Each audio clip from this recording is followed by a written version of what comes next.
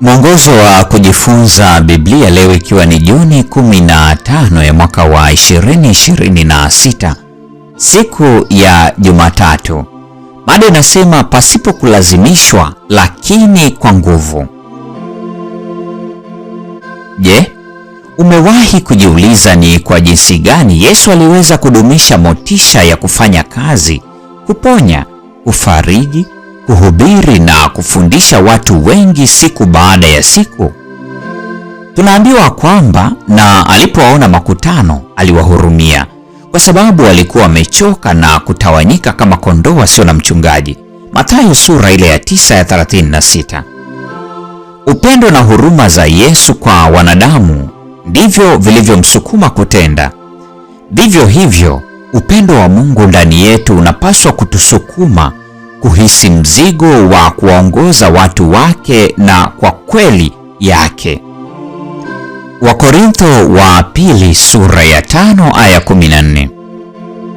Je, umewahi kutazama nyuso za watu usiowajua katika kutaniko la watu na kufikiri kuhusu milele, ukijiuliza kama wanamjua Yesu?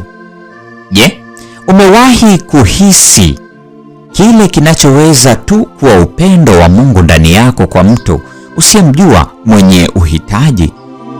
Upendo wa Mungu ndani yetu hutusukuma kuhisi mzigo wa kuwaongoza watu wake.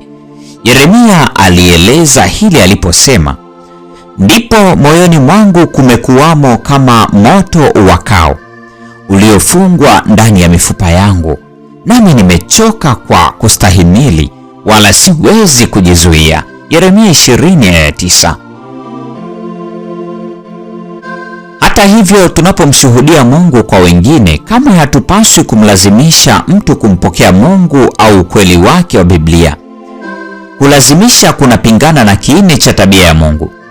Mungu hakuwalazimisha Adamu na Hawa kujitenga na mti wa ujuzi wa mema na mabaya.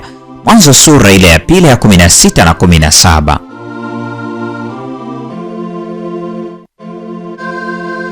Hakuwalazimisha watu kuingia ndani ya safina ili waokoke dhidi ya gharika. Mwanzo 7 aya ya 1.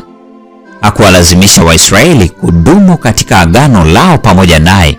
Kumbukumbu la Torati sura ile ya 4 ya 29 hadi 31. Badala yake aliwatimizia mahitaji yao. Mathayo 4 ya 23 hadi 25.